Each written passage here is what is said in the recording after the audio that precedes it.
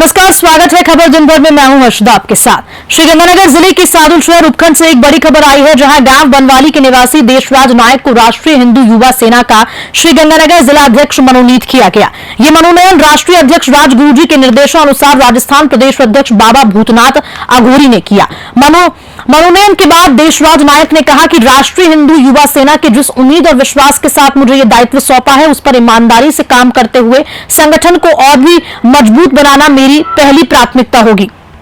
पत्रकार वार्ता के दौरान बाबा भूतनाथ अघोरी ने नियुक्ति की घोषणा करते हुए कहा, सनातन धर्म की रक्षा के लिए राष्ट्रीय हिंदू युवा सेना हर संभव कदम उठाएगी। श्रीगंगानगर से ब्यूरो रिपोर्ट। भारत माता की जय, सनातन धर्म की जय।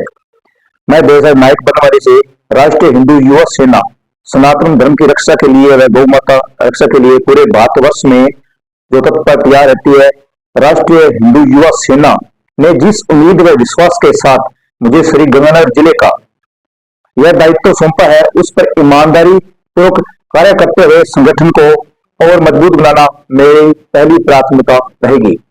जय भारत माता, जय गौ माता की जय हो। केकड़ी के अजमेर रोड स्थित बैरवा छात्रावास की आवंटन भूमि पर 22 दिसंबर 2024 यानी कि रविवार को बैरवा छात्रावास निर्माण समिति की आवश्यक बैठक आयोजित हुई। समिति के अध्यक्ष श्यामलाल बैरवा ने बैठक के दौरान बताया कि छात्रावास की भूमि पर 4 दीवारी निर्माण का काम पुनः प्रारंभ करने और बकाया राशि को लेकर चर्चा की गई।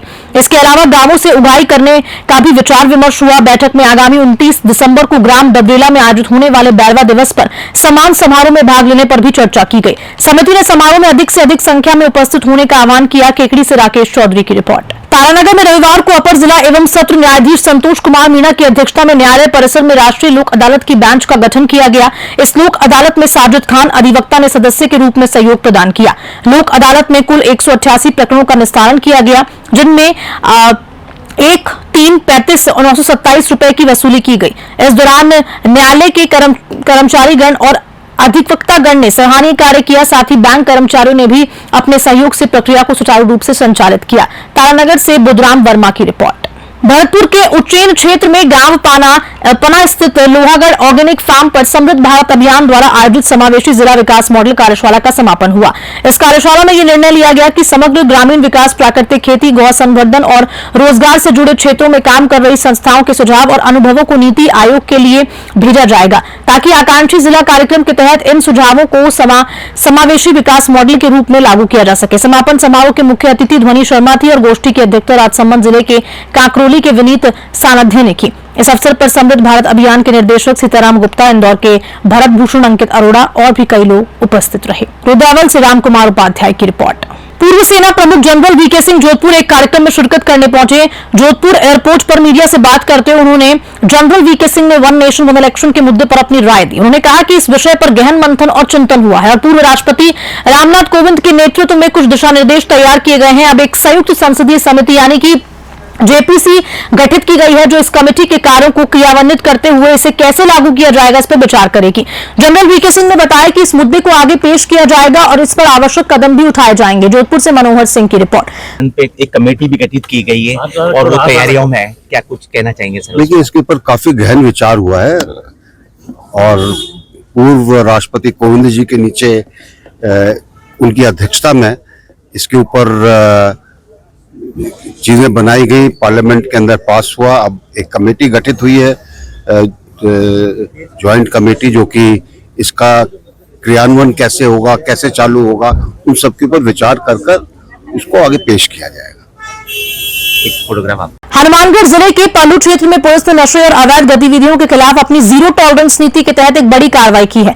पुलिस अधीक्षक अशरफ अली के निर्देश पर यह अभियान लगातार जारी है। रविवार को पल्लू थाना अधिकारी सुशील कुमार और उनकी टीम ने मेगा हाईवे पल्लू से सरदार शहर रोही बिहारसर स्वामी होटल के पास नाकाबंदी के दौरान एक कार को रोका। कार में सवार आरोपी देवीलाल उर्फ देवा ने 80 किलोग्राम अवैध डोडा पोस्ट छिलका बरामद किया गया। पुलिस ने आरोपी को गिरफ्तार कर एनडीपीएस एक्ट के तहत मामला दर्ज किया। थानाधिकारी अशोक बिश्नोई द्वारा मामले में अनुसंधान जारी है।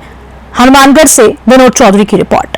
जालोर के चामुंडा गार्डन में सिलावट समाज सभा भवन सेवा समिति और गजदर परिवार के तत्वावधान में एक भव्य प्रतिभा सम्मान समारोह आयोजित किया गया।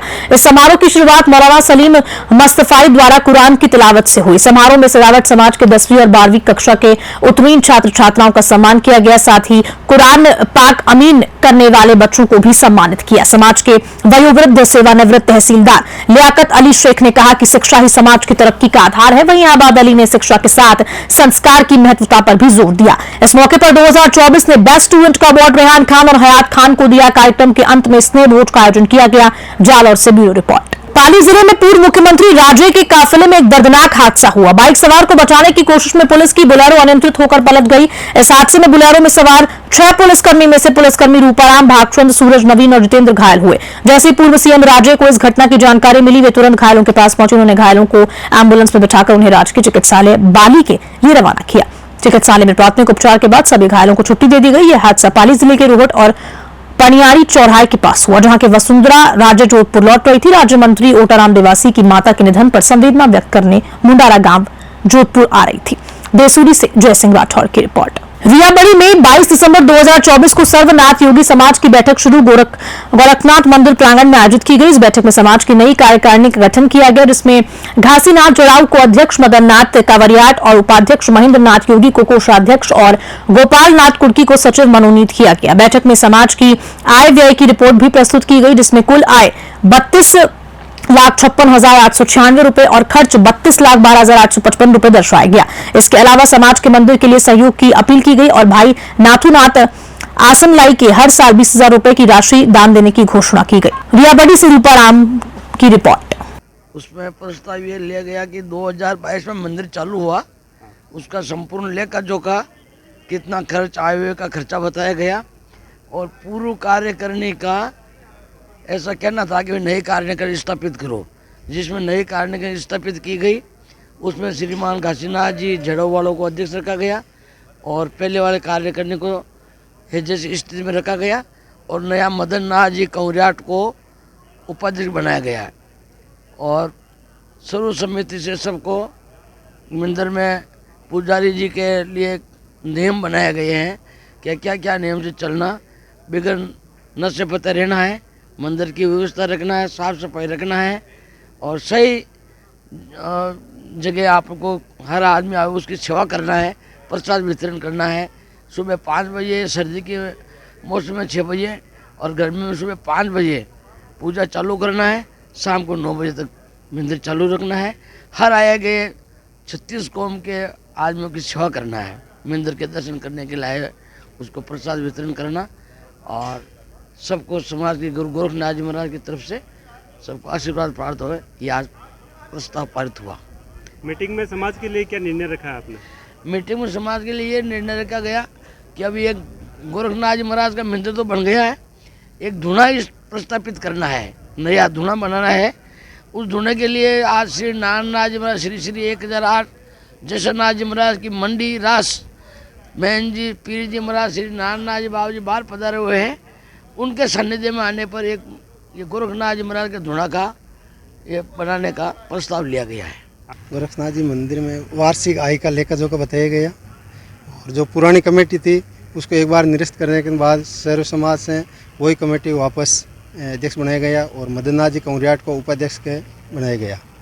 और पुजारी के बारे में जो बात हुई थी उसके बारे में क्या जानकारी रहेगी? पुजारी के बारे में निर्णय हुआ कि जो भी है इसकी कोई समस्या है तो कमेटी द्वारा बैठ के हल की जाएगी। गुजरात के डीसा से पैदल यात्रा करते हुए माली समाज के सोलंकी गौंड के 180 श्रद्धालुओं का जाब्ता 6 दिन की यात्रा के बाद रविवार को जालोर पहुंचा। जालोर पहुंचने पर व्यापारियों और शहरवासियों ने जगह जगह फूलों की बारिश और माला पहनाकर उनका स्वागत किया। श्रद्धालुओं ने जालोर के सिरे मंदिर रोड स्थित बोल्डी वेश पर कुलदेवी ब्राह्मणी माता के दर्शन किए। ये यात्रा 17 दिसंबर को गुजरात से शुरू हुई थी और 22 दिसंबर को जालोर पहुंची। इसके बाद अन्य 1000 से अधिक श्रद्धालु वाहनों से जालोर पहुंचे। जालोर से ब्यूरो रिपोर्ट। राज्य की बीजेपी सरकार ने 1 साल के कार्यकाल के पूरा होने पर विपक्षी दलों ने तीखा हमला बोला है। विपक्ष का कहना है कि इस साल में सरकार ने विकास कार्यों की अनदेखी की और जनता की समस्याओं को नजरअंदाज किया। स्वास्थ्य सेवाओं में कमी, दवाइयों की किल्लत और ओपीडी आईपीडी नियमों में बदलाव से मरीजों को परेशानियों का सामना करना पड़ा। अस्पतालों के विकास कार्यों को भी रोक दिया गया। इसके अलावा बात करें तो अपराधों की बढ़ती घटनाएं, खासकर की महिला और बालिकाओं के खिलाफ सामाजिक सुरक्षा योजनाओं में देरी की वजह से जनता में असंतोष है। जोधपुर से मनोहर सिंह की रिपोर्ट। करेड़ा कस्बे में सावरिया गौरक्षक टीम ने गौमाता को सड़क दुर्घटनाओं से बचाने के लिए अनूठी पहल की। टीम ने कस्बे के प्रमुख चौराहों पर वाहन धीरे चलाएं के सांकेतिक बोर्ड लगाए हैं। दिनेश आचार्य ने बताया कि भीलवाड़ा देवगढ़ मार्ग पर अक्सर गौमाता सड़क हादसों का शिकार हो जाती है, जिसे ध्यान में रखते हुए ये कदम उठाया गया है। इससे पहले गायों के गले में रेडियम पट्टियां भी बांधी गई थी। गौ सेवा के प्रति अपनी जिम्मेदारी निभाते हुए सावरिया गौरक्षक टीम ने भामाशाहों के सहयोग से ये पहल की है। कस्बे के लोग इस अनोखी पहल के लिए टीम का आभार व्यक्त कर रहे हैं। ये कदम दुर्घटनाओं को कम करने और गौवंश की सुरक्षा सुनिश्चित करने में महत्वपूर्ण साबित हो सकता है। करेड़ा से परमवीर सिंह कटार की रिपोर्ट। भीलवाड़ा जिले के मौलासर तहसील के बांसा ग्राम में कुछ दिन पहले ग्रामवासियों ने रात के समय लोक देवताओं की मूर्तियां चोरी छुपे उन स्थानों पर रख दी जिन पर कोर्ट का स्टे लगा हुआ है। ये मूर्तियां आम गुवाड़ और गोचर भूमि पर रखी गई हैं, जहां पहले से विवाद चल रहा है। ग्रामीणों का आरोप है कि कोर्ट के आदेश का उल्लंघन करते हुए कुछ लोगों ने ये काम किया है, जिससे गुस्साए ग्रामीणों ने विरोध प्रदर्शन शुरू किया। 4 दिनों से गांव में धरना जारी है। आज ग्रामीणों ने सरपंच का पुतला जलाने के साथ एक रैली भी निकाली। रैली के दौरान पुलिस प्रशासन मौके पर तैनात रहा और स्थिति पर नजर बनाए रखी। ग्रामीण अपनी मांगों पर अड़े हैं और मूर्तियों को हटाने की मांग कर रहे हैं। उनका कहना है कि कोर्ट के स्टे के बावजूद मूर्तियां रखी गई हैं, जो कि गलत है। प्रशासन और ग्रामीणों के बीच विवाद अभी भी जारी है। डीडवाना से मोहम्मद साकिर की रिपोर्ट। प्रशासन द्वारा शांति व्यवस्था बनाए रखने के लिए यहाँ आए हुए हैं और यहाँ पे जो अतिक्रमण है बताया हुआ ईंटें वगैरह है, उसको हम 91 की रिपोर्ट करके पिछले 1-2 दिन में हटाने का कार्य करेंगे। और ये जो मूर्तियों के संबंध में है उच्च अधिकारियों को अवगत करा दिया गया, जो निर्देश अनुसार उचित कार्रवाई की जाएगी और शांति व्यवस्था बनाने के लिए हम यहाँ पे आए हुए हैं और गाँव के अंदर सौहार्द का वातावरण बनाए रखेंगे। और इसी खबर के साथ बुलेटिन में इतना ही। नमस्कार।